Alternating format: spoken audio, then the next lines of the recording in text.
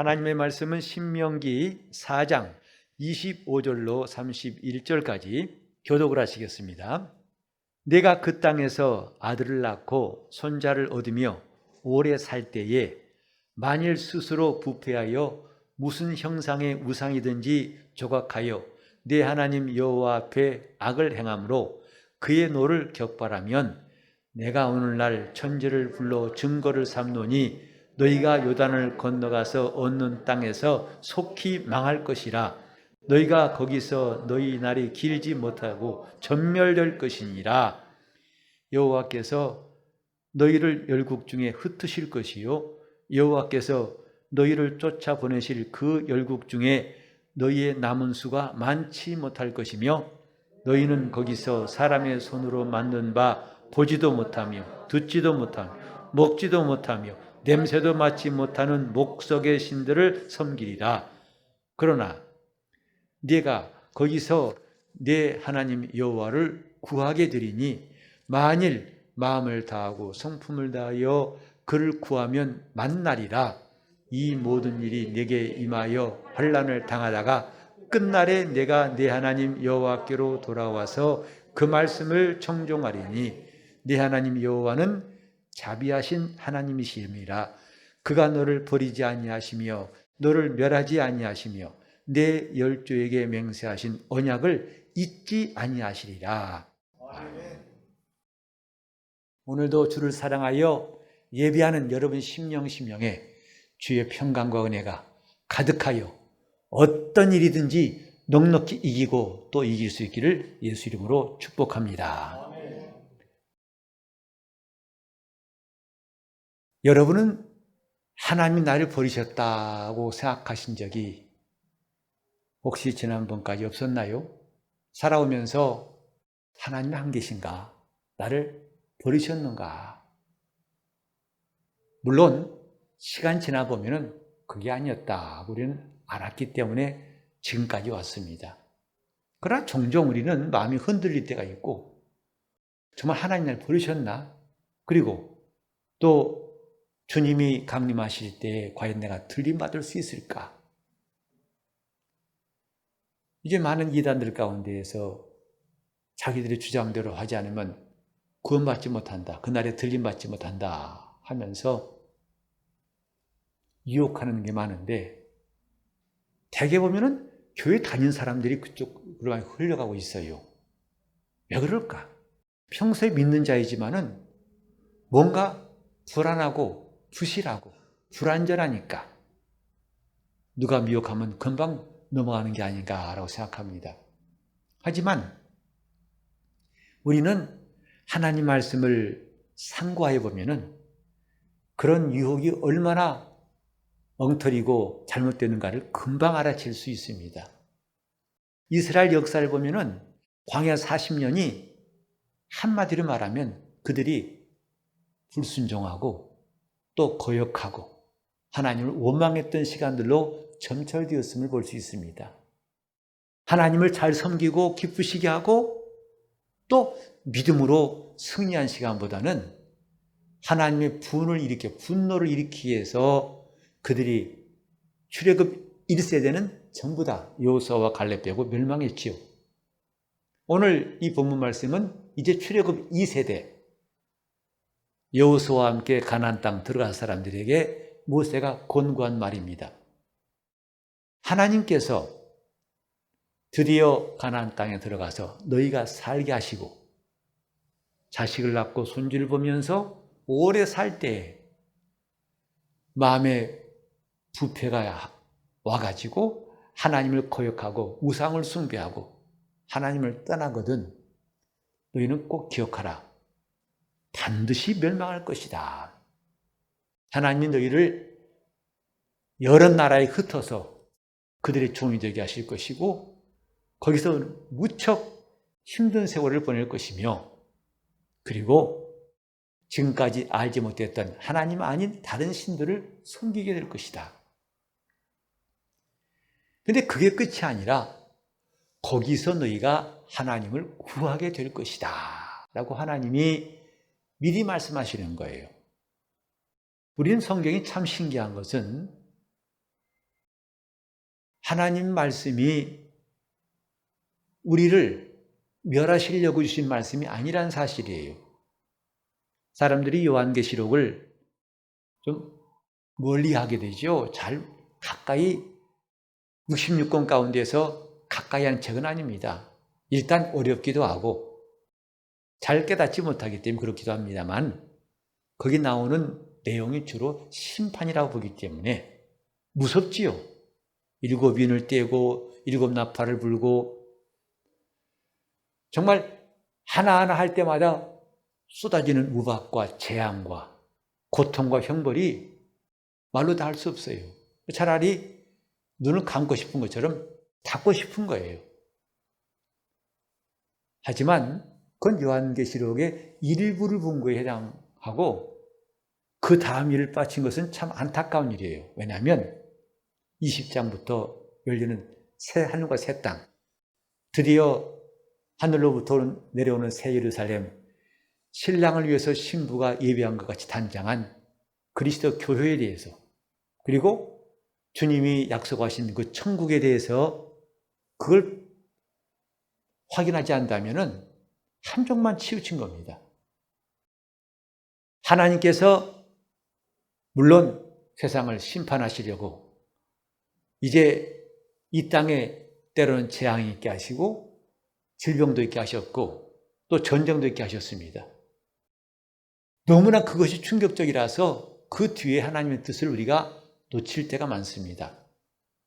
하나님은 그 심판 다음에 반드시 구원의 길을 예비하신다는 사실을 우리는 성경에서 이해할 수 있습니다. 보통 우리는 율법 그러면 정죄하고 심판하는 말씀이라고 알고 있죠. 근데 그 율법 안에 구원의 말씀이 있는 거 아십니까?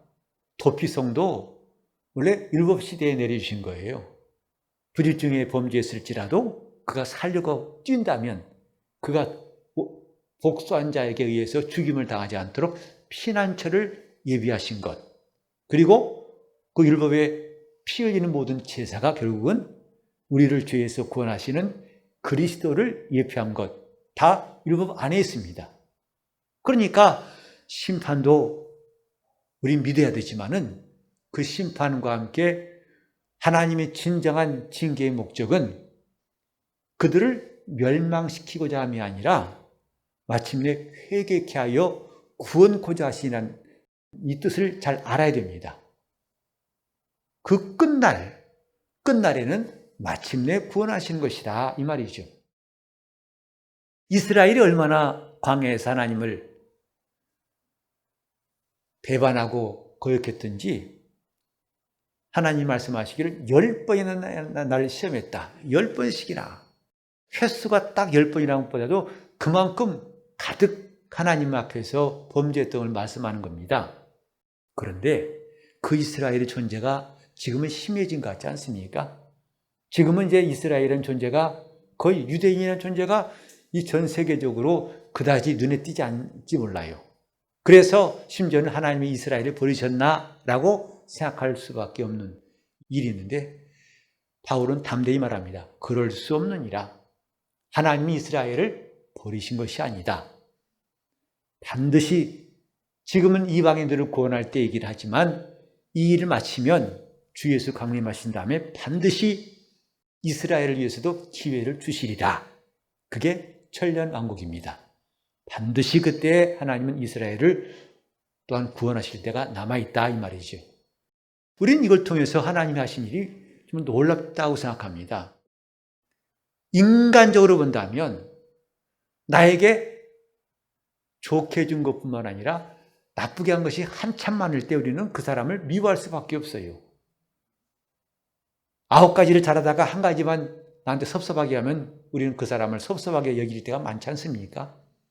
반대로 이스라엘이 하나님께 한 일은 잘한 것보다는 온통 하나님을 거역하고 마음이 부패해져서 하나님을 떠난 것밖에 없어요. 그럼에도 불구하고 그들을 멸망으로 끝내시는 것이 아니라 그들이 하나님의 징계를 받아 다시 돌아오게 하신다는 것. 이게 왜 그럴까요? 이러 보면은 여호와는 자비하신 하나님이심이라. 하나님의 무한하신 인내와 사랑은 그들을 멸망으로 끝내는 것이 아니라 마침내 구원하신 것으로 하나님의 역사는 마감하고 있다 이 말이죠. 요한계시록이 심판으로 끝나는 말씀이 아니라 마침내 하늘로부터 온 새 예루살렘, 믿는 자들이 영원한 나라에 들어가는 그것으로 마감하고 있다. 이것을 우리는 주목해야 됩니다. 하나님이 나를 과연 버리셨을까? 우리는 살면서 낙심될 때가 있고 어려움이 있을 때가 많죠. 어떤 때는 절망스러워서 내 인생 이게 끝인가? 아찔할 때가 있습니다. 제가 여러 해 전에 집회 때문에 김포공항에서 강릉으로 비행기 타고 간 적이 있습니다. 그해 12월이었는데 12월 중순쯤 됐는데 비행기가 이제 강릉공항에 곧 다 왔다고 대관령을 막 넘는 순간에 이제 기내에서 방송합니다. 잠시 후에 우리 비행기는 착륙하겠습니다. 라는 방송이 끝나자마자 갑자기 비행기가 요동을 치는데요. 제가 비행기를 적지 않게 타봤습니다만은 웬만한 이 흔들리면 내가 걱정하지 않습니다. 근데 그날은 정말 겁나더라고요. 꼭 나뭇잎 마냥 펄럭펄럭 이러는데 정신없어요. 이러다 비행기가 정말 곤두박질하겠다 싶은 마음이 들고 함께 왔던 목사님도 얼굴이 노래가지고 목사님 이럴 때가 가끔 있어요 그러더라고요. 그래 나도 처음이야 그랬어요. 정말 이 비행기가 과연 땅에 닿을 수 있을까 싶을 만큼. 그래서 문득 오늘이 이 땅에서 나의 마지막 날인가 하고 하는 마음이 들었어요. 근데 비행기가 이런 내 마음과 관계없이 저 동해를 돌면서도 안 내리고 흔들흔들하고 동해 바퀴 돌면서 동해 상공 돌다가 아주 가까스로 내렸어요. 가까스로 내리니까 마중 나온 목사님 그래요. 목사님 혼나셨죠? 그러더라고요. 어떻게 알아요? 안 타보고 아는 겁니까? 그랬더니 지금 지상의 바람이 얼마나 세게 부는지 이러면 저 상공에서는 굉장합니다. 그때 정말 겁났던 순간 정말 잊을 수 없어요. 자, 우리는 나를 버리셨는가? 내가 오늘이 이 땅에서 마지막 날인가 싶을 때가 있었지만 지나고 보니까 아니었어요. 아니었기 때문에 우리는 여기서 함께 지금 예배하고 이런 말하고 듣는 거 아니겠습니까? 하나님 나를 버리시겠는가? 결론은 결코 아니라. 하나님은 결코 나를 버리지 아니하신다는 것을 담대히 말씀을 드리고 우리는 그렇게 믿어야 됩니다. 아무리 어렵더라도 나를 그분이 버리시지 않는다. 그 증거가 뭐냐면 하나님이 자기 아들을 대신 버리셨어요. 독생자를 이 땅에 보내신 것은 세상에 자기 아들을 죽는 데 내놓으신 것이다 이 말이죠. 왜? 우리를 버리지 않으시려고. 그것이 복음이에요. 아들을 버리시기까지 우리를 버리시지 않는 하나님. 우리는 그 하나님을 사랑의 하나님이라고 말합니다. 나를 버리지 아니하신 하나님. 솔직히 말해서 우리는 그분 앞에 예쁜 짓 한 것이 별로 없는 것 같아요. 잘한 것이 별로 없어요.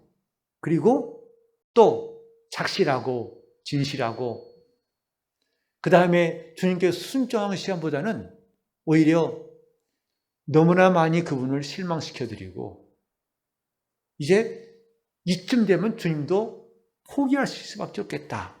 그런 일들이 있었지만은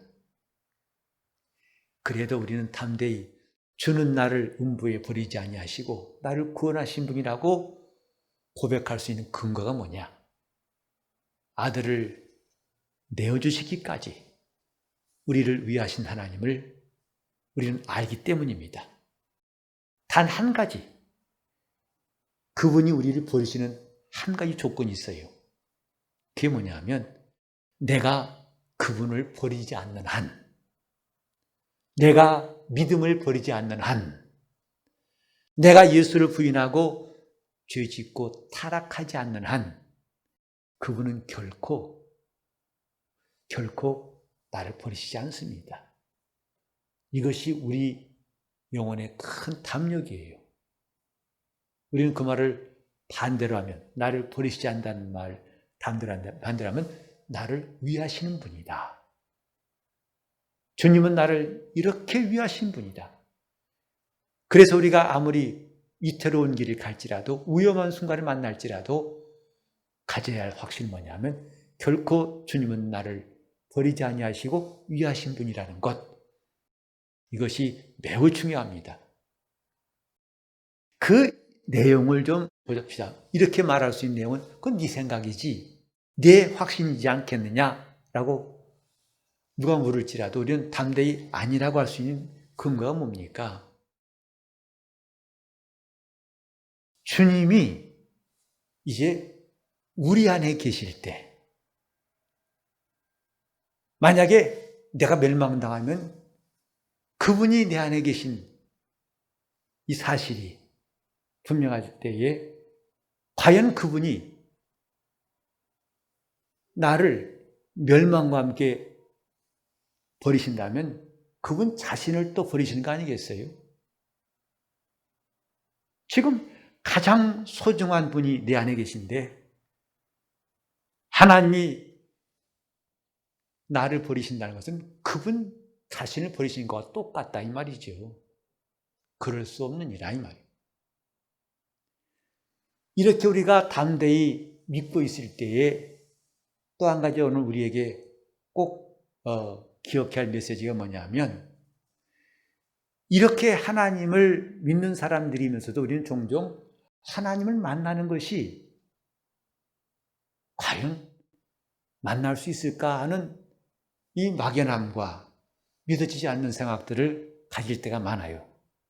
이 본문에도 너희가 그를 구하면 만나리라 하신 말씀이 오늘 제목으로 나와 있는데, 그 상황이 뭐죠? 아까 말한 대로 하나님을 분노하시기 위해서 이제 적국에 사로잡혀 가지고 노예가 되고 모진 고통을 당하고 힘들어하고 많은 사람이 죽어나갈 때, 그 상황에서 너희가 그분을 구하면 만날 것이다 하는 약속.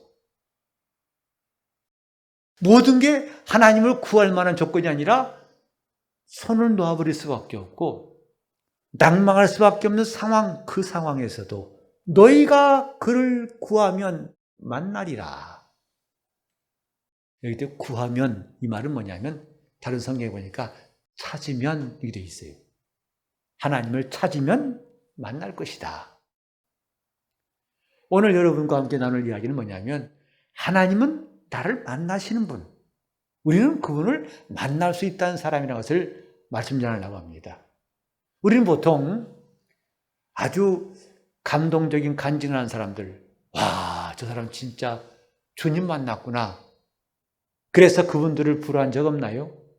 와, 확실히 저 사람은 저렇게 큰 병에서 노임받고 그렇게 사업도 안 되고 절망적일 때에 하나님이 이렇게 세우셨기 때문에 확실히 저 사람은 주님 만났다 하고 도장을 찍을 수밖에 없는 일을 보면서, 나는 그럼 자기를 돌아보니까 별로 자신이 없어요.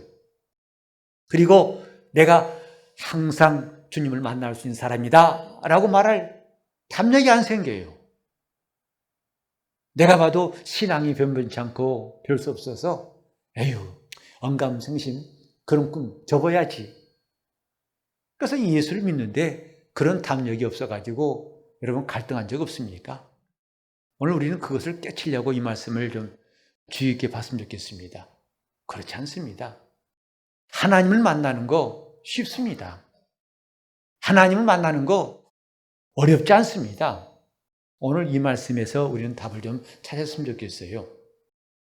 하나님을 만나는 거, 우리는 보통 예배 드릴 때 예배는 하나님을 만나는 것이다 그러죠. 그래서 그 예배 시간에 하나님을 사모하고 찾는 것을 우리는 매우 귀하게 여깁니다. 하나님을 만나려고 합니다.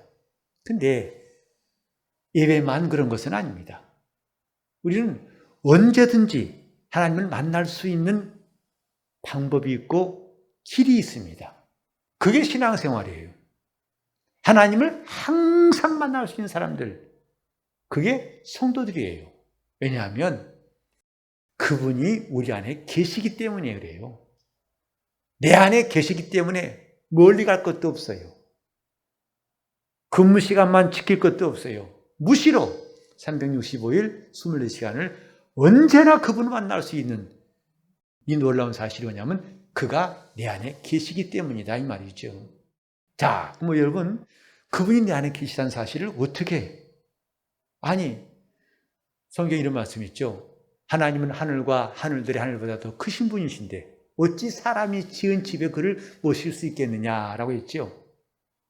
실제로 내가 하나님을 정말 내 안에 모실 수 있다는 게 글쎄 쉽게 믿어지십니까? 근데 성경은 그게 가능하다 했어요. 그게 뭐냐면 에베소 3장 17절에 이런 말씀이 있죠. 믿음으로 말미암아 주가 너희 안에 계시게 하라 했어요. 그분이 내 안에 계시게 할 수 있는 기가 막힌 방법이 뭐냐? 믿음이에요. 그래서 요한복음 1장 12절 보면은 영접하는 자, 곧 그 이름을 믿는 자들에게는 하나님의 자녀가 되는 권세를 주셨으니 그랬어요. 우리 보통 예수 믿으세요? 믿습니다. 예수 믿으신가요? 네. 근데 예수를 믿는다고 하지만은 그분이 내 안에 계신다는 것은 동격으로 같은 말로 인정할 때가 그리 많지 않습니다. 사실은 같은 거예요. 예수를 믿는 것은 그를 영접하는 거예요. 내 안에 계시게 하는 거예요. 그래서 바울은 담대히 말했어요. 믿음으로 말미암아 그리스도가 너희 안에 계시게 하라. 믿음만이 하나님을 내 안에 계시게 할 수 있어요. 근데 바울도 고린도후서 13장 5절에 말했죠. 너희가 믿음에 있는가 자신을 시험하고 스스로 확증하라. 예수 그리스도께서 너희 안에 계신 것을 스스로 알지 못하면 너는 버리운 자니라.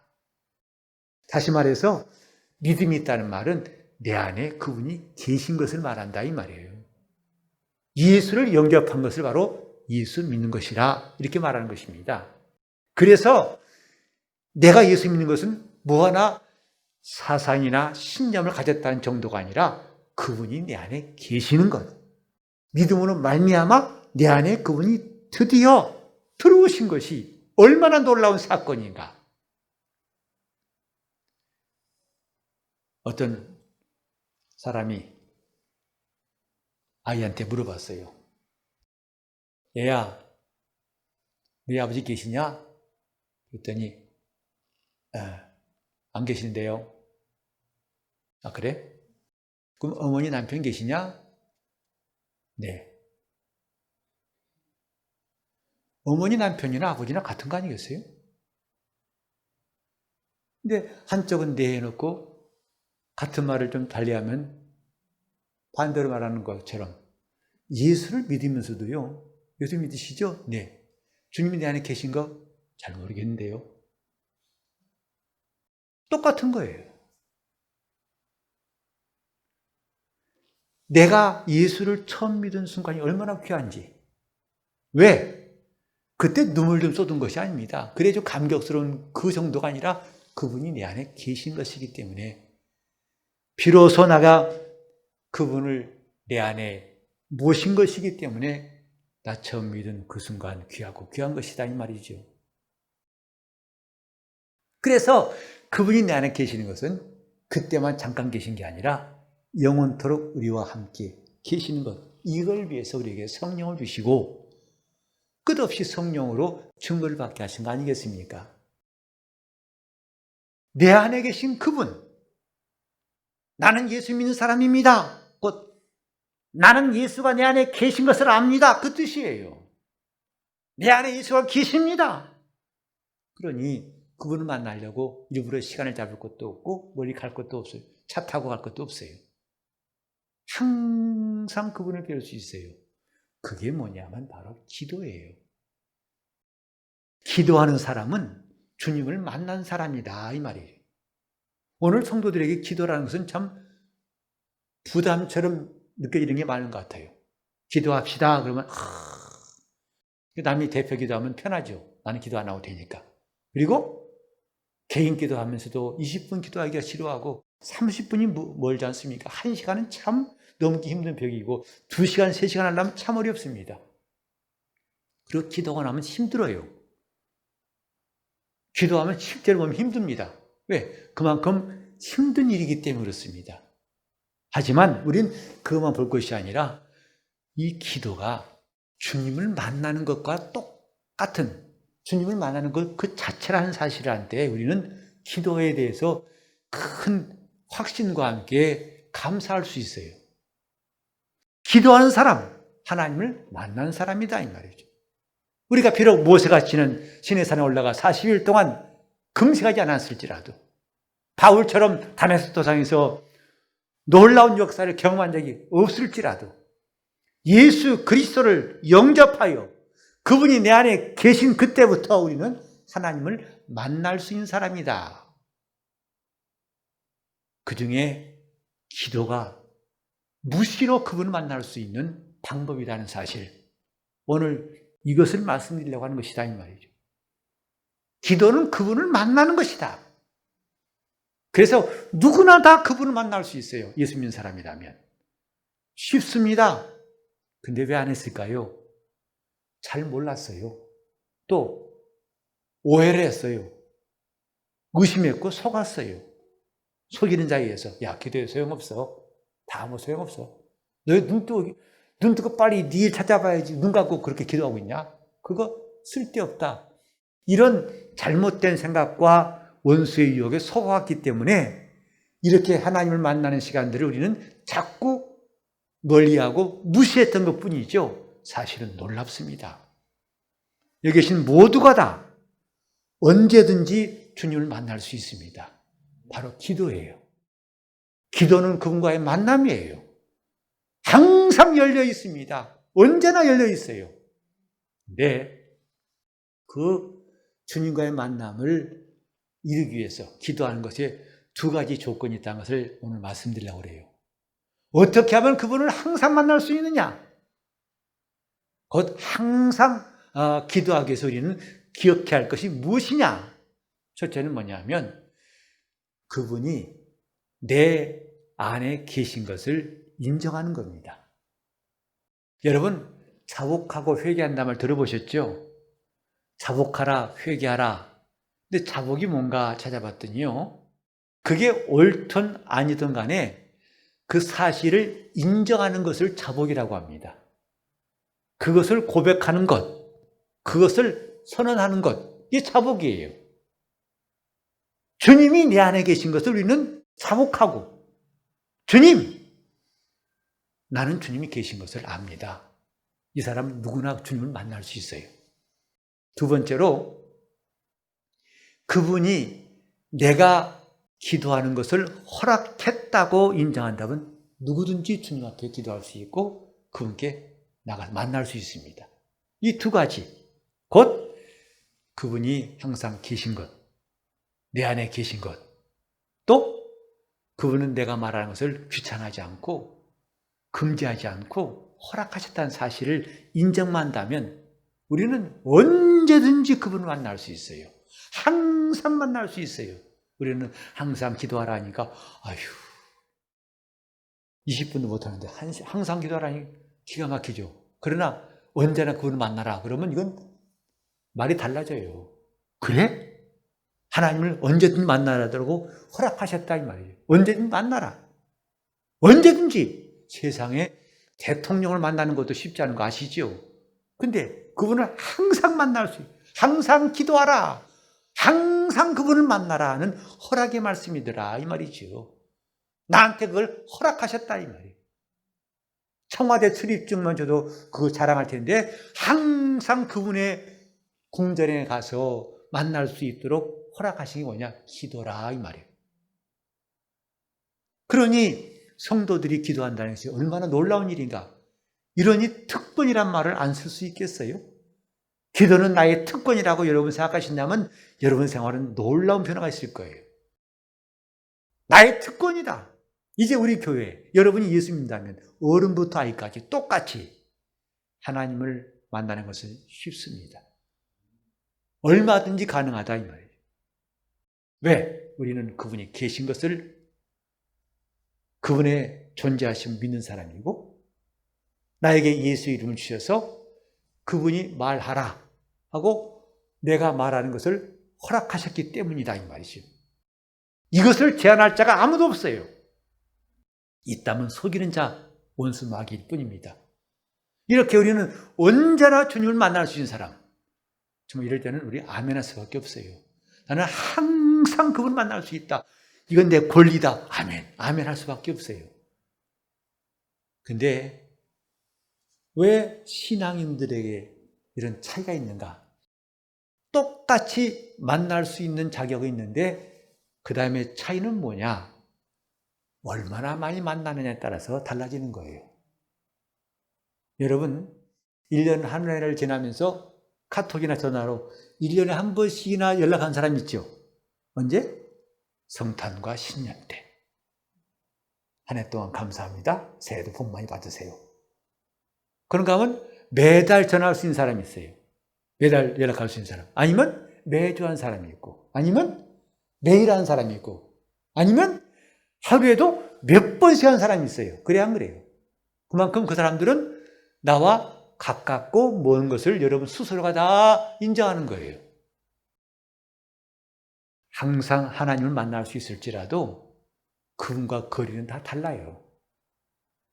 이 사실을 알고 계속 그분과 사귀고 친밀함을 끝없이 쌓아간 사람은 마치 하루에도 수십 번, 수백 번 만나고 싶은 사람처럼 가까운 사람이고, 어쩌다 한번 하나님 안녕하세요 하듯이, 메리 크리스마스 성탄절 때 예배하듯이 그렇게 한번 그도 만날 수 있죠. 그러나 서먹서먹할 겁니다. 때로는 그 약속마저도 진짠가 의심할 수 있을 것입니다. 오늘 우리는 하나님을 항상 만날 수 있는 성도, 나는 그런 신비람을 인정한다면 남은 일이 뭐냐? 자꾸 만나는 겁니다. 계속 만나는 겁니다. 많이 만나는 것입니다. 더 열심히 만나는 것입니다. 계속 구하는 겁니다. 그래서 심지어 옆에 사람이 미쳤나? 계속 중얼중얼. 아직 그만 좀 해. 시끄러워. 중얼중얼. 심지어는 믿는 사람한테 핍박받아요. 왜? 기도 많이 한다고. 뭐 하는 거야? 이 사람 정신 나간 사람 같으네. 이렇게 그런 말을 들어도 괜찮아요. 우리는 주님과의 만남이라면 더 할 필요가 있고 그걸 같이 하지 않습니까? 전 요즘에 이제 여러분도 많이 보셨을 거예요. 이어폰 끼고 길 가면서 전화하신 분 본 적이 있죠? 정말 참 오늘 이 설교하면서 그 기가 막힌 비유라 생각해요. 그래. 어디쯤 간다고? 그래. 잠깐 기다려. 15분 있으면 갈 것 같아. 뭐야? 아무도 없어요. 계속 말해요. 처음엔 정말 놀랬죠. 뭐야? 이제 우리 서로 안 놀래요. 다 알아요. 그리고 지금 내가 전하는 이 소리가 비록 그 사람이 내 눈앞이 없지만은 그가 있음을 인정하고 그를 향해서 말하고 있는 걸 우리는 다 알고 있습니다. 신앙은 이와 똑같아요. 우리는 이 땅을 떠난 사람 그리워하면서 아버지 잘 계셨나요? 천국에서. 이건 독백이고 환상이 사실이 아니에요. 그러나 오늘 전화할 때, 휴대폰을 전화할 때 우리는 비록 그가 여기 없을지라도, 심지어 외국에 있을지라도 얼마든지 그를 향해서 말할 수 있고 그를 만날 수 있어요. 그리고 그가 내 앞에 있는 것과 똑같이 상의도 하고 도움 주기도 하고 도움 받을 수 있습니다. 신앙은 이와 같아요. 주님과 만납시다. 자꾸 만나는 것을 기뻐하길 바랍니다. 더 열심히 만나려고 하세요. 그래서 잠언 8장 17절에 이런 말씀이 있어요. 나를 간절히 찾고 찾는 자가 나를 만날 것이요, 나를 사랑하는 자가 내 사랑을 입을 것이다.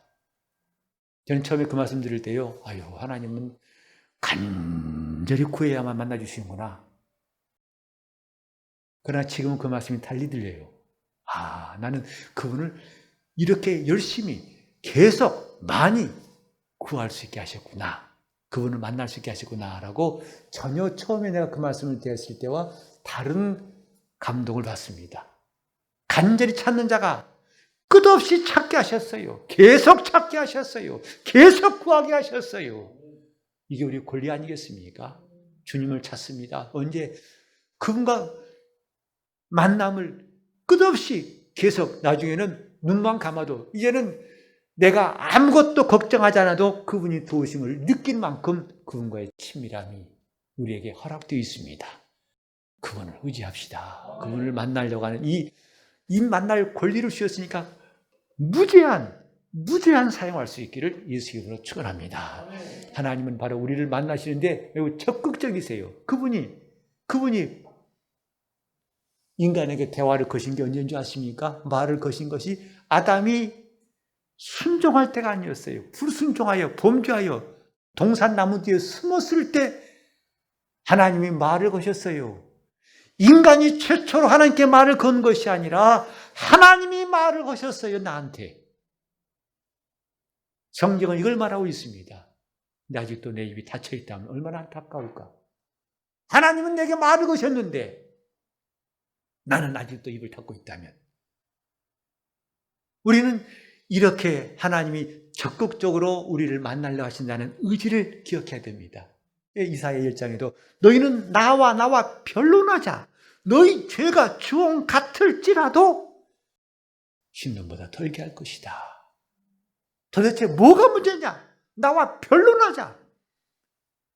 아담아 어디 있냐고 하나님이 찾으시는 그 하나님은 성경 전체를 통해서 잃은 양을 찾으시고 성경은 하나님이 나를 찾으시는 말씀이니 이제 우리는 그분을 찾는 역사, 봇물 터지듯이 나올 수 있기를 예수 이름으로 축원합니다. 그분을 만나는 것이 우리 영혼의 기쁨이에요. 그분을 항상 배울 수 있는 성도의 권리를 무제한 사용할 수 있기를 예수 이름으로 축원합니다. 함께 기도하실 때 주님, 내가 언제나 주님을 찾는 자가 되게 하시고 그래서 항상 주님을 만나는 사람 될 수 있도록 내가 이제부터 폭발하듯이 내가 주를 향한 마음이 마음을 다하고 성품을 다하여 터져나올 수 있도록 통성으로 기도하시겠습니다. 하나님 아버지, 우리가 자녀로 부름받았지만은 이제 드디어 말문이 열리게 도와주시고 기도가 터지게 도와주시옵시고 하나님을 만나는 기쁨을 우리가 더 많이 누리게 도와주시옵소서. 이제 우리는 휴대폰으로 전화하는 것 이상으로 하나님의 임재하심을 실감하고 그분과 친밀한 관계가 점점 더 돈독해지게 도와주셔서 하나님이 아브라함을 친구로 하셨던 것 같이 우리도 주님의 친구가 되어서 영적 생활을 더 잘하고 충만하기를 원하는 것이오니 도와주시옵소서. 날마다 주님을 만나는 기쁨이 이제부터 시작되게 하여 주시옵소서. 우리 온 교회가 하나님 앞에 나와서 기도하는 시간을 사모하게 도와주시옵시고 더 많이 만나고 더 깊이 만나고 더 충만히 만남이 있도록 그를 구하면 만나리라 하셨사오니 하나님 말씀이 우리 속에 날마다 역사하게 도와주시옵소서. 주여 인도하여 주옵소서. 주님의 친구들이 다 되게 하여 주시옵소서. 예수 이름 받들어 기도 올리옵나이다.